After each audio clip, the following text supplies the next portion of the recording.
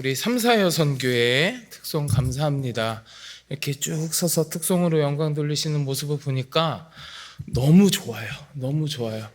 여러분들 잘 안 느껴지시겠지만 우리 삼사여선교회가 나이로 따지면 7학년이 넘어가는 분들이에요.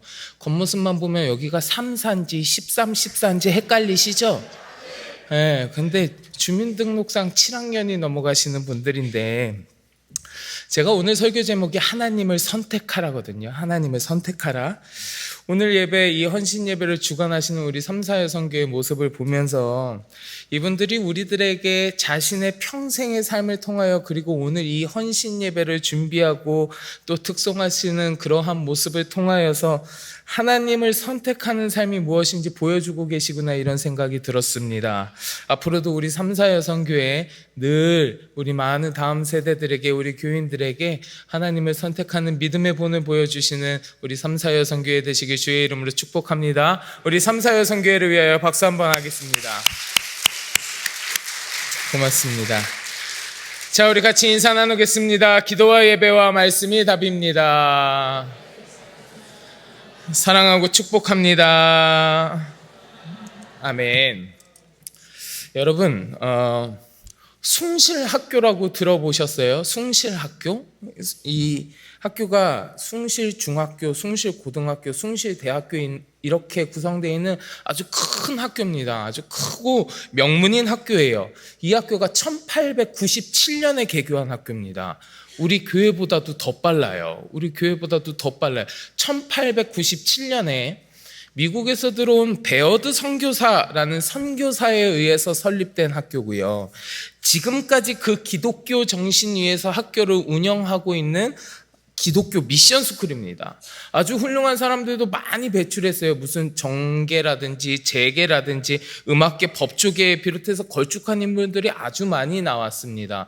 예전에 우리 일제강점기 때 보면 그 민족 대표 33인 여러분들 아시죠? 그 민족 대표 33인 중에 2명이 이 숭실학교 출신이에요. 이 박희도 또 그리고 김창준이라고 하는 분들이 이 숭실학교 출신이고 그렇게 많은 인물들을 배출했고 근래에는 이 학교에 임정수 목사가 그 학교 출신입니다.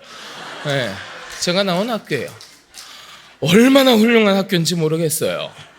아주 명문이에요. 근데 제가 이 학교를 다닐 때 이 학교가 자부심으로 삼고 있는 것이 하나 있었어요. 그게 뭐냐 하면 이 학교가 기독교 학교잖아요. 기독교 학교인데 일제강점기 때 이 학교에 이제 신사참배하라는 명령이 떨어진 거예요. 신사참배하라는 명령이 떨어졌는데 이 학교가 기독교 학교로서 신사참배를 한다는 것 자체를 허용할 수가 없는 거예요. 허용할 수가 없어서 그걸 거부했습니다. 신사참배를 거부했고요. 그래서 폐교됐어요. 그래서 폐교를 당했습니다. 폐교됐다가 독립한 후에, 우리나라가 일제로부터 다시 독립한 후에 재건되어 가지고 지금까지도 그 역사가 이어져 오고 있는 학교입니다. 일제강점기 때 폐교를 당할지언정, 학교가 문을 닫을지언정 신앙을 굽히지 않았다라고 하는 것이 이 학교가 가지고 있는 큰 자부심 중에 하나예요. 그런 큰 자부심을 갖고 있는 학교이기 때문에 저 같은 인물을 배출할 수 있었던 거예요. 자, 근데 여러분 잘 생각해 보세요. 잘 운영되고 있던 학교가 폐교를 한다는 건 보통 심각한 일이 아닙니다. 학교 입장에서 굉장히 심각한 일이에요. 무슨 더 이상 입학할 학생이 없어가지고 폐교하는 것도 아니에요. 무슨 운영하는데 자금으로 어려움을 당해서 폐교하는 것도 아닙니다. 정말 단 한 가지 이유, 하나님을 믿는다는 그 이유만으로, 신앙을 가지고 있다는 이유만으로, 그 신앙을 지키기 위하여서 이 학교는 폐교라고 하는 그 큰 어려움을 선택한 거예요. 이 학교는 신사참배, 학교를 운영하고 학교를 유지할 수 있는 것과 하나님 중에서 하나님을 선택한 학교예요. 폐교라는 어려움을 감수하면서도요. 여러분, 우리들이 살아가면서 우리들의 삶 가운데에도요, 여러분들의 삶 가운데에도 이런 어려움을 당하는 경험들이 있으실 겁니다. 하나님을 믿는다는 이유만으로, 내가 신앙을 가지고 있다는 이유만으로 공격당하고 어려움을 겪었던 경험들이 여러분들한테 있으실 거예요. 제가 어르신 교구들을 신방하다 보면 우리 어르신들 교구를 신방하면서 여러 가지 이야기를 듣잖아요. 그 이야기를 듣다 보면 젊었을 적에 정말 온갖 핍박과 온갖 구박을 받으면서 그저 교회 다닌다는 이유 하나만으로 정말 어려움을 겪으면서 끝까지 신앙을 지키신 우리 어르신들이 많이 계시더라고요. 그런 이야기를 들으면 저는 모태가정, 모태신앙의 가정에서 태어나가지고 신앙생활 하는 것에 대해서 아무런 어려움도 겪지 않은 제 신앙을 너무너무 부끄럽게 생각될 때가 있어요. 그 어려운 신앙을 지키기 위해서 그 어려운 생활을 하셨던 우리 어르신들 이야기를 들으면서 제 신앙이 너무 편하게 신앙생활 한 것 같아서 부끄러울 때도 있었습니다. 오늘 우리가 다니엘서의 말씀을 같이 읽었거든요. 이 다니엘서 같이 봉독한 다니엘서의 말씀 여러분 너무 잘 아시는 말씀이실 겁니다. 다니엘과 그 세 친구에 대한 이야기. 오늘 본문에는 다니엘의 세 친구라고 이야기하는 사드락과 메삭과 아벳느고 이 세 사람이 나옵니다. 그런데 다니엘을 비롯해서 이 세 사람은요, 그때 당시에 아주 좋은 조건을 고루고루 갖추고 있는 사람들이에요. 다니엘서 1장 3절부터 5절에 나와 있는데 우리 한번 같이 봉독하겠습니다. 다니엘서 1장 3절부터 5절 같이 봉독합니다. 왕이 환관장 아스부나스에게 말하여 이스라엘 자손 중에서 왕족과 귀족 몇 사람 곧 흠이 없고 용모가 아름다우며 모든 지혜를 통찰하며 지식에 통달하며 학문에 익숙하여 왕궁에 설만한 소년을 데려오게 하였고 그들에게 갈대아 사람의 학문과 언어를 가르치게 하였고 또 왕이 지정하여 그들에게 왕의 음식과 그가 마시는 포도주에서 날마다 쓸 것을 주어 3년을 기르게 하였으니 그 후에 그들은 왕 앞에 서게 될 것이더라. 아멘. 자, 이 말씀만 보더라도 이 사람들은요, 이스라엘 자손 중에서 왕족이나 귀족의 신분을 갖고 있었고, 흠이 없고, 용모가 아름답고, 모든 지혜를 통찰하고, 지식에 통달하고, 학문에 익숙한 사람들이었다 그러잖아요. 심지어 이러한 사람들을 왕의 곁에 두려고 3년간 왕궁에서 교육까지 시켰습니다. 그러니 이 사람들이 얼마나 뛰어났겠어요. 얼마나 좋은 조건을 다 갖추고 있어.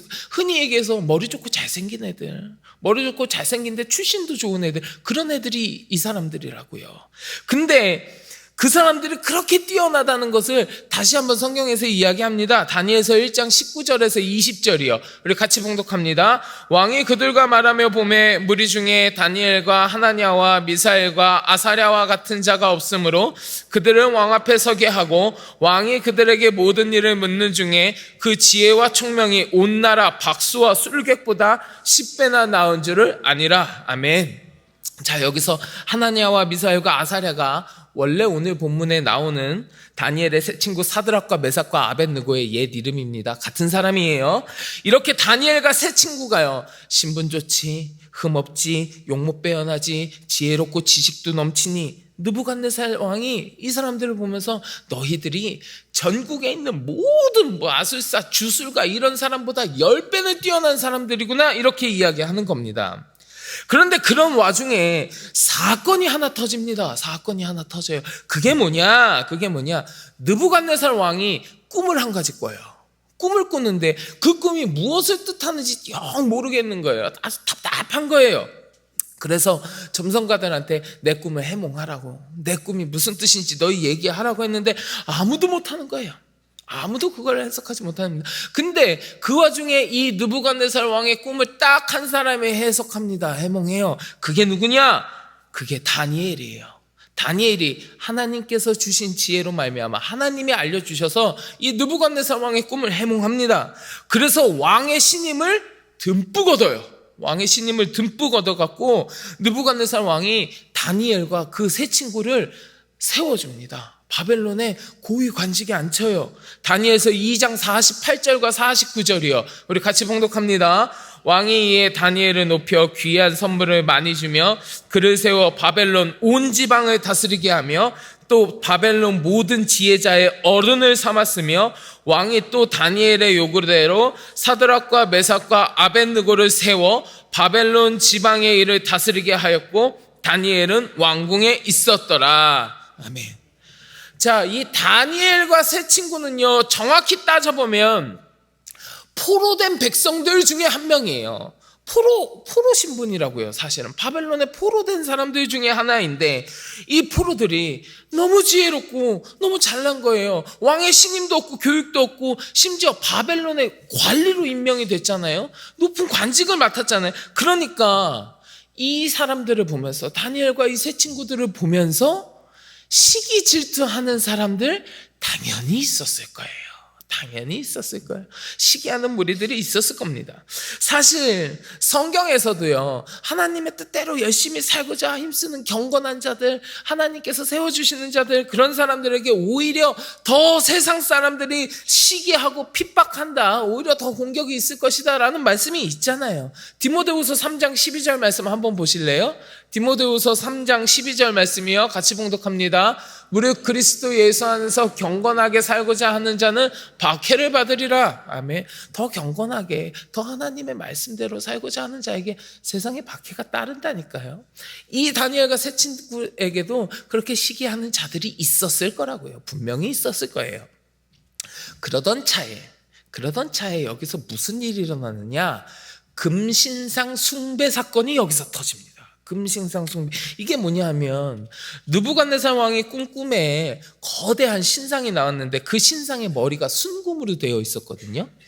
그런데 다니엘이 해몽을 해주면서 그 머리가, 그 순금 머리가 느부갓네살 왕 당신을 뜻하는 겁니다, 이렇게 얘기해 준 거예요. 물론 다니엘의 해몽은 느부갓네살의 권세가 금처럼 화려해도, 그렇게 화려하고 빛나도 오래가지 않을 거고 무너질 것이다, 이런 내용이었는데 이 느부갓네살 왕이 자기가 금신상 머리라고 하니까 그 제국의 영광이 금처럼 빛나는 자신의 권세가 영원할 것 같은 자만과 교만에 빠져요. 그래서 거대한 금신상을 세웁니다. 가로로 한 3m쯤 되고요, 세로로 한 30m쯤 되는 거대한 금신상을 세웁니다. 그리고 누구든지 악기 소리를 들으면 그 금신상에게 절하라 그랬어요. 절하라고. 만약에 그렇지 않으면, 절하지 않으면, 이 명령을 지키지 않으면 맹렬히 타는 풀무불에 던져 넣을 것이다. 불태워 죽여버릴 거야. 이렇게 얘기한 거예요. 그래서 모든 나라, 그 나라의 모든 백성들과 다른 나라들까지도 그 금신상에게 엎드려 절하게 되는 일이 금신상 숭배 사건입니다. 그런데 이 다니엘의 세 친구 사드락과 메삭과 아벳느고는요, 그 명령을 지키지 않았습니다.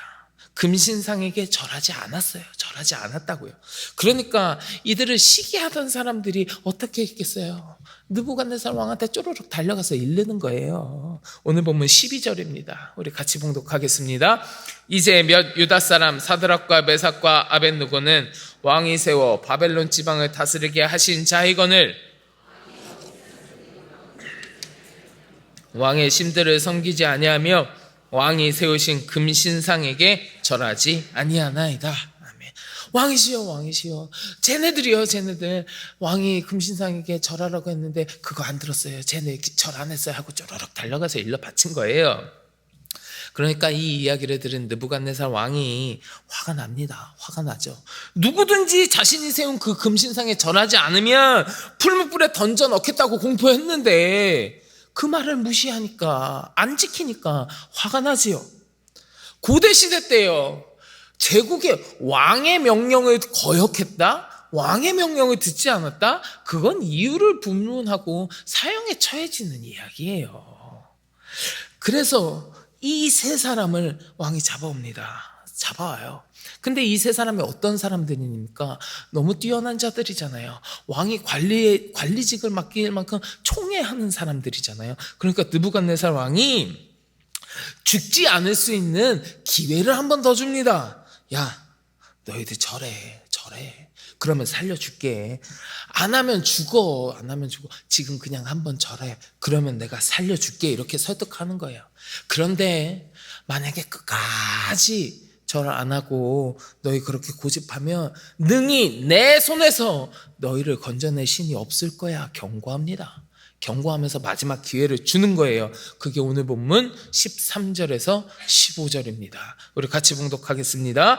느부갓네살 왕이 노하고 분하여 사드락과 메삭과 아벳느고를 끌고 오라 말하매 드디어 그 사람들은 왕의 앞으로 끌어온지라. 느부갓네살이 그들에게 물어 이르되 사드락 메삭 아벳느고야 너희가 내 신을 섬기지 아니하며 내가 세운 금신상에게 절하지 아니한다 하니 사실이냐?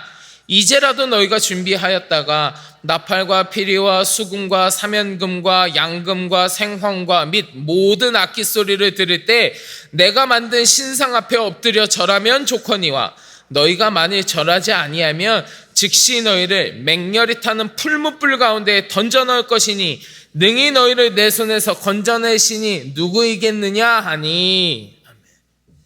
이 세 사람은요 지금 죽기 직전이에요.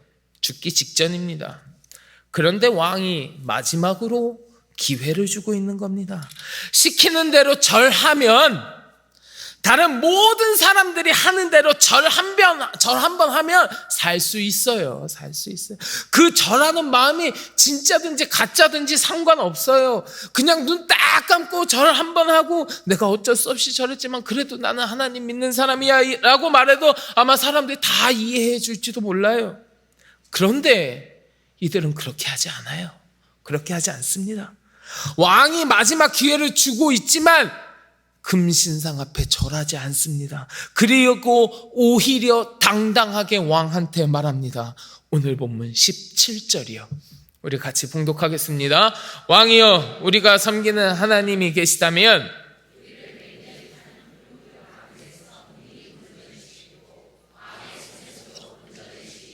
아멘, 아멘. 나는 절대로 절할 수 없습니다. 우리 하나님이 저 맹렬히 타는 풀무불 가운데에서 나를 능히 건져주시고 왕의 손에서도 건져내시리이다 이야기하는 거예요. 여러분이 얼마나 대단한 믿음입니까? 아주 담대한 신앙의 절개고 확신 있는 신앙의 용기 아니겠어요? 아마 느부갓네살 왕은요 자기가 왕 위에 오른 다음에 자기가 왕이 된 다음에 자신의 보좌 앞에서 이렇게 담대하고 확신 있게 말하는 사람 본 적이 없었을 거예요. 자신의 명령 한마디에 천하가 벌벌 떠는 그 권세를 자랑하는 그런 왕이었는데 그러한 시대를 살고 있었는데 그러한 자신의 성에서 능히 구원할 하나님이 있다고 담대히 말하는 이 세 친구들의 태도는 하나님이 나를 건져주실 것이라고 하는 그 믿음의 확신 없이는 절대로 나타날 수 없는 행동입니다. 이 세 사람은 누구보다 하나님께서 나를 건져주실 것이다. 하나님이 이 위기에서 우리를 건져주실 것이다. 하나님이 이 어려움을 이겨내게 해주실 것이다 라고 하는 것을 확신하는 확고한 믿음을 갖고 있었던 겁니다. 사랑하는 성도 여러분, 여러분들도 이 세 사람처럼 하나님을 향한 확신하는 믿음을 갖고 계십니까? 내가 어려움을 당하고 내가 고난 중에 있을 때 혹은 내가 절체절명의 위기의 순간에 처해 있을 때 하나님 나를 도와주시고 하나님 나를 건져주실 것이라는 믿음이 여러분에게 있으십니까? 우리가 하나님을 믿는다는 이유만으로 어려움을 겪을 수 있습니다. 고난과 환난과 핍박이 있을 수 있습니다. 하지만 여러분, 우리는 성경을 통해서 그리고 그 많은 인류의 역사들을 통하여서 믿음의 선진들이 믿음으로써 그 고난을 능히 이겨내는 그 이야기들, 세상을 능히 이긴 그 체험들을 우리 무수히 많이 보았습니다. 우리 예수님께서도 마가복음에 분명히 말씀하셨어요. 할 수 있거든요. 무슨 말이냐? 믿는 자에게는 능히 하지 못할 일이 없느니라. 아멘. 바라기는 이 자리에 함께 하시는 우리 모든 성도 여러분, 우리 주님께서 그리하실 것이라고 확신하는 믿음의 삶을 사시기를 주의 이름으로 간절히 축원합니다. 나의 삶의 어려움의 순간에 좌절하고 포기하거나 아니면 그 어려움을 넘어가기 위해서 세상과 타협하는 것이 아니라 나를 건져주실 하나님, 나를 도와주실 하나님, 나를 회복시키실 그 하나님을 선택할 수 있는 굳건한 믿음이 여러분들 가운데 충만하시기를 주의 이름으로 간절히 축원합니다. 자, 지금까지요, 하나님께서 나를 도와주시고 건져내 주시고 어려운 가운데 나의 그 모든 문제들 해결해 주실 것이라는 믿음의 확신을 가지고 우리가 하나님을 선택해야 된다, 이 이야기 한 겁니다. 이 이야기 했어요. 자, 그러면 여러분이 실제로 어려운 가운데 처해 있다고 한번 생각해 보세요. 내가 하나님으로 인한 어려움에 처해 있어요. 하나님을 믿어서 어려움에 처해 있습니다. 그리고 아직 그 어려움은 해결되지 않았어요. 해결되지 않고 나는 여전히 어려운 가운데 있습니다. 그러면 우리들의 마음속에는, 하나님을 잘 믿는 우리들의 마음속에는 어떤 마음이 있어요? 내가 이 어려움을 잘 견디어내면, 내가 이 어려움을 잘 버티면 하나님께서 회복시켜 주실 거야. 내가 잘 견디고 이겨내면 하나님께서 내 문제를 해결해 주실 거야. 하나님께서 나를 다시 축복하여 주시고 나를 다시금 세워 주실 거야. 그러한 믿음과 그리 될 것이라는 희망이 우리 가운데 자리 잡고 있지 않겠습니까? 내가 그 어려움을 견디고 있는 순간에 있다면요. 그리고 그 희망, 그 믿음을 붙들고 우리가 그 어려움의 시간을 버텨내는 거예요. 그 어려움의 시간을 견디고 있는 겁니다. 그럼 여러분, 제가 한 가지 질문을 드려볼게요. 우리가 어려움을 겪을 때 그 어려움을 버티고 견뎌내는 우리의 마음 가운데에는 하나님께서 회복시키신다, 하나님이 해결해 주신다, 하나님께서 다시 축복해 주실 것이다 라는 기대와 희망, 그 믿음이 있는 거잖아요. 사실 오늘 본문에 나오는 이 세 사람의 이야기도 그들이 결국은 풀무불 가운데에서 던져졌지만 하나님께서 그들을 지켜주시고 그 불구덩이에서 건져주시는 결론을 우리가 성경을 통해서 이미 보았기 때문에, 이미 알고 있기 때문에 더 확신하며 하나님께서 그리하실 것이라고 확신하면서 믿음을 갖자고 이야기하는 건데, 만약에요, 하나님이 그 고난과 어려움 가운데에서 건져주시지 않는다면 여러분 어떻게 하시겠습니까? 내가 어렵고 힘든데 심지어 그것이 하나님을 믿는다는 이유 때문에 겪는 어려움인데, 만약에 하나님께서 그 어려움을 해결해 주시지 않는다면, 그 고통 가운데에서 회복시켜 주시지 않는다면 여러분 어떻게 하시겠습니까? 내가 병들어 아파서 하나님께 기도할 때에 하나님께서 나를 치유해 주실 것이라는 믿음을 갖고 기도하고 있잖아요. 그런데 만약에 하나님이 치유해 주시지 않으면 어떻게 하실 거예요? 내 삶이 회복되고 문제가 해결되고 병이 치유되는 것이 아니라 내 삶의 고난이 계속되고 내 삶의 문제가 점점 심해지기만 하고 병이 전혀 낫지 않는다면 여러분 어떻게 하시겠어요? 내가 믿고 구하는 대로 하나님이 하시지 않겠다고 하시면 여러분 어떻게 하실 거냐고요? 그러면 하나님을 떠나시겠습니까? 회복시켜 주시겠지, 해결해 주시겠지, 낫게 해 주시겠지, 그런 우리의 바람과 우리의 믿음과 우리의 기대가 전혀 응답되지 않으면 그럴 때 여러분 어떻게 하시겠습니까? 얼마 전에요, 5월 5일, 지난 5월 5일 어린이날이면서도 주일이었죠. 어린이 주일이었어요. 5월 5일 그 어린이 주일에 제 친구, 제 오랜 친구가 있습니다. 제 친구 아들이 죽었습니다. 겨우 15살이었어요. 15살.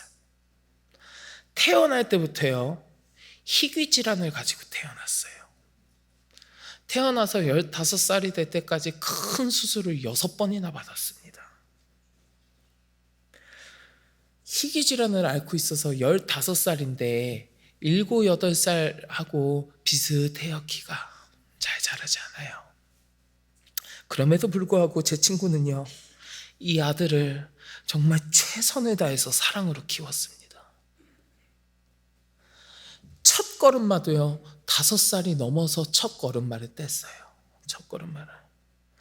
하지만 사랑으로 돌보면서 이 아이가 부모의 사랑 덕분에 늘 웃으면서 밝게 지내는 아주 사랑스러운 아이였습니다. 근데 이 아이가 어느 날 복통을 막 호소하는 거예요. 배가 너무 아프다는 거예요. 그래서 이렇게 잘 낫겠지, 약도 먹고 있다가 도저히 안 되겠다 싶어서 병원에 갔습니다. 병원에 갔더니 장이 꼬였대요. 장이 꼬여서 그 장에 괴사가 일어났다는 거예요. 그래서 그 소장의 일부를 절제하는 수술을 받아야 된다 그랬어요. 그래서 그 수술을 받았습니다. 잘 됐어요. 수술이 잘 됐습니다.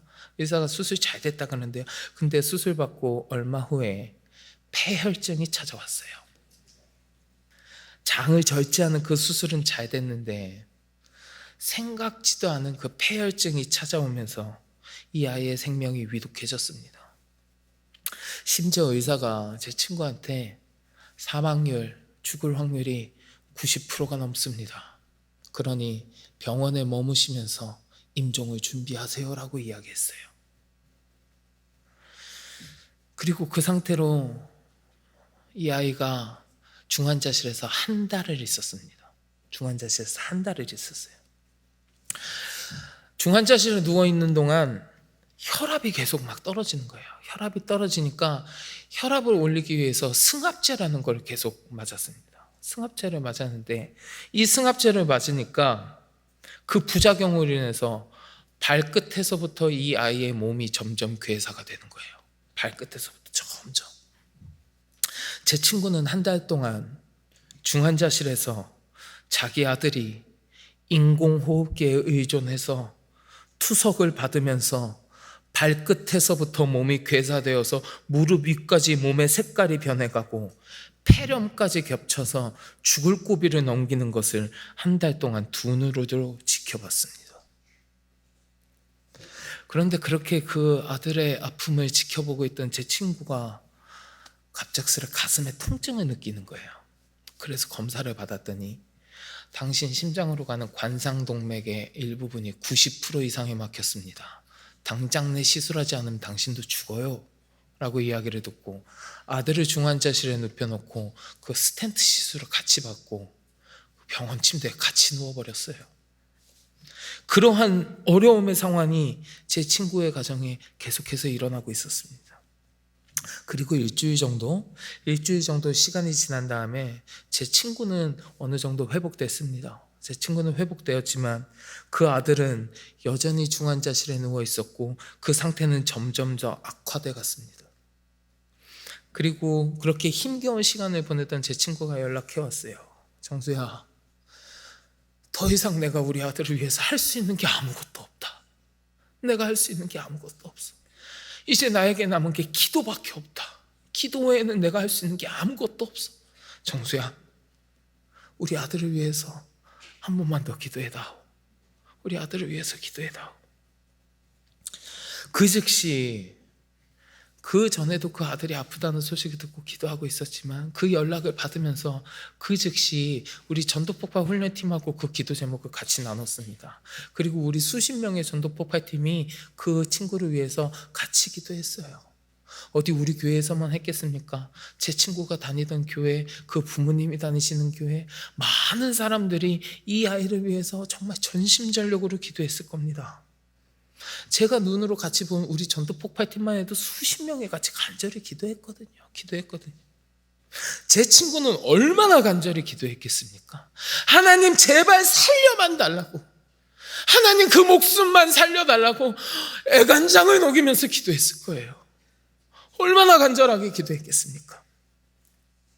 그런데 하나님께서는 5월 5일 어린이날에, 그것도 주일에, 그 어린이 주일에 이 아이의 숨을 거두어 가셨어요. 그 연락을 받고 즉시로 장례식장에 찾아갔습니다. 장례식장에 찾아가서 친구의 손을 맞잡고 앉았는데 아무 이야기도 할 수가 없었어요. 뭐라고 이야기해야 될지 제가 모르겠더라고요. 하나님, 도대체 이 가정에 왜 이런 어려움을 겪게 하십니까? 하나님, 이 친구의 가정이 그 어려움 가운데에서도 얼마나 열심히 하나님을 섬기면서 하나님 신앙생활 열심히 하던 이런 아름다운 가정인 걸 누구보다도 하나님 잘 아시면서 하나님 도대체 이 가정에 왜 이런 어려움을 주십니까? 제가 도대체 뭐라고 이야기할 수 있겠습니까? 하나님, 제가 어떻게 이해해야 합니까? 제 머리로는 잘 이해가 되지 않더라고요. 여러분, 만약에 여러분이 이런 상황에 맞닥뜨리시면 여러분 어떻게 하실 겁니까? 하나님께서 회복과 해결과 나음을 주실 것이라고 굳게 믿고 거기에 희망을 가지고 그 어려움과 고통의 시간을 내가 견디었는데 하나님 그리하지 않으시면 어떻게 하실 거냐고요. 회복시키시고 다시금 세워주실 것이라고 믿으면서 그렇게 하나님 앞에 울부짖고 기도했는데 그와 정반대로 더 극한의 상황을 맞게 하시면, 하나님 그리하지 아니하시면 여러분 어떻게 하시겠습니까? 오늘 본문의 사드락과 메삭과 아벳느고요, 마찬가지예요. 지금 이 사람들이요, 당장에 풀무불에 들어가기 직전이에요. 다 죽기 직전이라고요. 하나님께서 건져주실 것이라고 믿으며 고백했지만 사실 그렇게 하실지 안 하실지는 몰라요. 그건 하나님만 아시는 거잖아요. 그리고 사실 내가 살라고 마음먹으면 살 수도 있어요. 간단합니다. 그까짓 거 절 한 번 하면 돼요. 남들도 다 하는 거예요. 내가 그거 절 한 번 한다고 해서 나를 맹비난할 사람 아무도 없어요. 오히려 절 한 번 하면 지금까지 내가 누리고 있던 그 좋은 삶들, 그 권력들, 그 부와 명예 다 지킬 수 있습니다. 누구도 나를 욕하지 않을 겁니다. 지금 하나님께서 사드락, 메삭, 아벳느고야 걱정하지 말고 불구덩이에 들어가라, 내가 건져줄게, 이런 약속의 말씀을 들은 것도 아니에요. 상식적으로 생각해 보았어요. 절 한 번 안에서 이 사람들 죽음의 위기 가운데 처해 있다고요. 무슨 하나님께서 건져주시겠다는 확실한 약속과 음성을 듣고 있는 것도 아니란 말이에요. 아니에요. 지금까지의 상황만 보면 죽음 앞에 이를 때까지 아무런 이야기 들은 게 없습니다. 죽음 앞에 이를 때까지 하나님으로부터 어떻게 하시겠다는 약속을 구체적으로 받은 게 아니에요.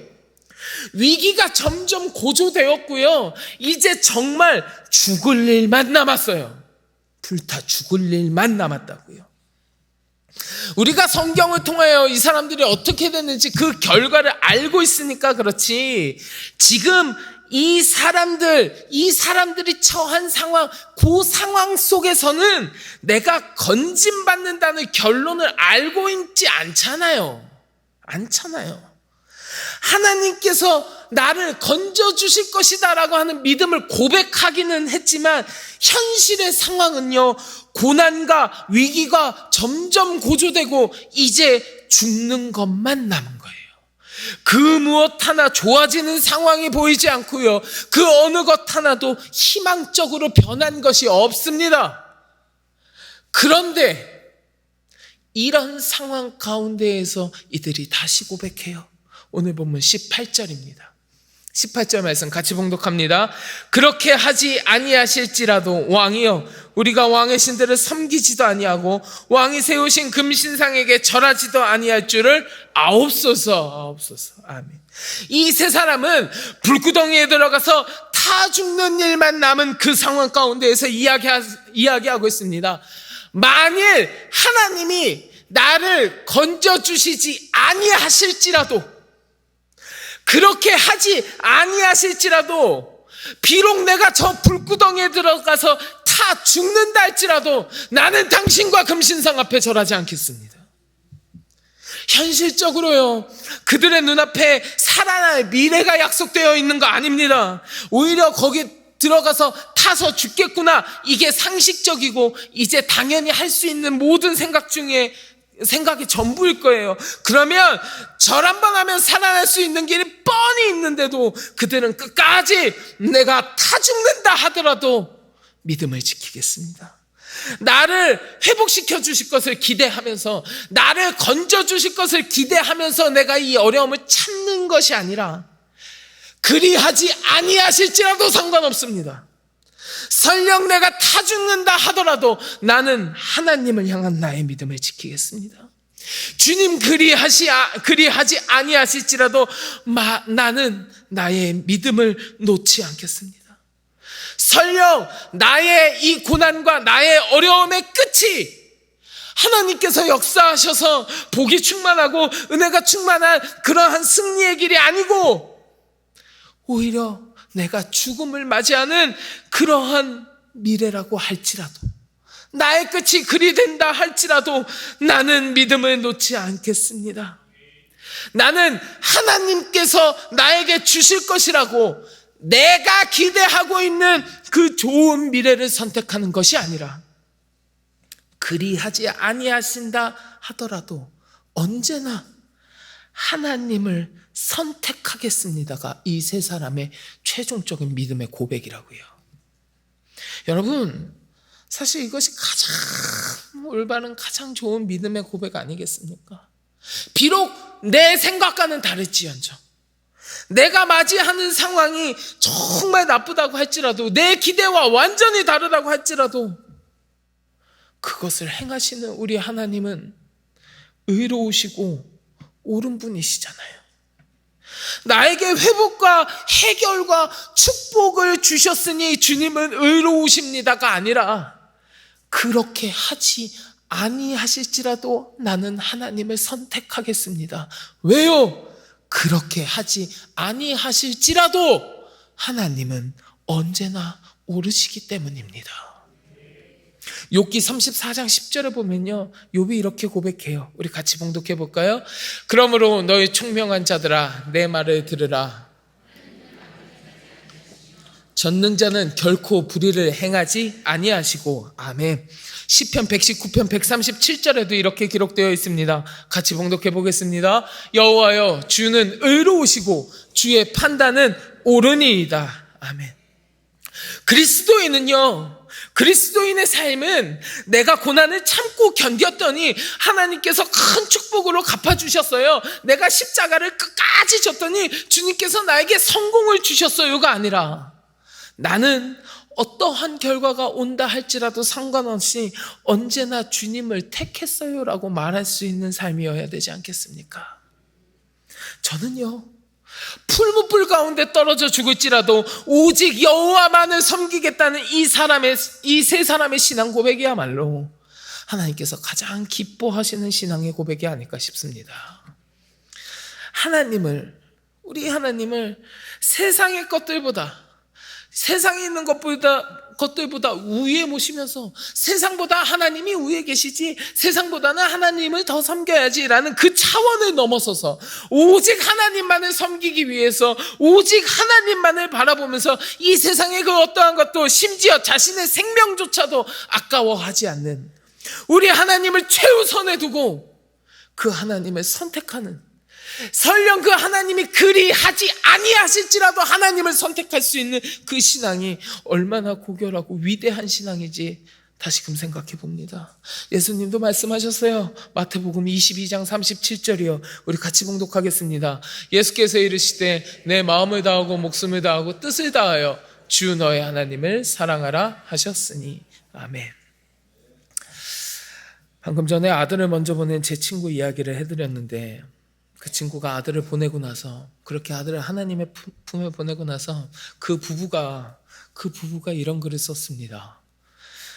아들이 아픈 것이 처음에는 응급실을 늦게 찾은 내 탓인 것만 같아서 괴롭고 힘들었다. 이젠 그렇다고 하더라도 받아들일 수 있게 되었다. 내 실수까지도 하나님의 뜻 안에 있음을. 아들에게 많이 미안했는데 어제는 우리 아들이 내게 고마웠다고, 내 엄마로 사라져서 고마웠다고 하는 것만 같았다. 이제 나는 우리 아들을 다시 하나님 품으로 돌려보내야 한다. 이 아픔을 달랠 길 없지만 아들과의 추억을 되새기며 그 환한 미소를 다시 볼 날을 고대하며 하루하루 나의 길을 걸어갈 것이다. 하나님은 내가 이웃들과 하나님의 소중한 사랑을 나누며 살아갈 수 있도록 우리 아들을 통하여 우리에게 알려주셨다. 말씀을 맺겠습니다. 여러분들의 삶에 어려움의 순간이 다가오실 때가 많이 있으실 거예요. 심지어 그것이 하나님을 믿는다는 이유로 찾아오는 고난일 때도 있으실 겁니다. 그럴 때에 그 고난에서 내가 잠시 벗어나기 위하여 세상과 타협하는 것이 아니라 나를 이 어려운 가운데에서 건져주실 우리 하나님을 향한 굳건한 믿음이 여러분들 가운데 있으시기를 주의 이름으로 간절히 축원합니다. 그리고 더 나아가서 혹여나 그리하지 아니하실지라도 나는 하나님을 선택하겠습니다. 왜냐하면 그리하지 아니하실지라도 하나님은 언제나 옳으시기 때문에 나는 그 어떠한 상황에서도 하나님을 선택하겠습니다라고 고백할 수 있는 거룩하고 복된 주의 백성들이 다 되시기를 주님의 이름으로 간절히 축원합니다. 우리 같이 기도하겠습니다. 하나님, 내 삶에 찾아오는 어려움을 벗어나기 위하여 세상과 타협하지 아니하게 하시고 그 어려움에서 나를 도와주실 하나님을 향한 굳건한 믿음이 나에게 있게 하여 주옵소서. 그리고 더불어서 혹여나 하나님이 그리하지 아니하실지라도 하나님은 언제나 옳으십니다 고백하며 늘 주님을 선택할 수 있는 거룩한 주의 백성이 될 수 있도록 하나님 나의 믿음을 붙들어 주시옵소서. 예수 그리스도의 이름으로 간절히 기도드립니다. 아멘.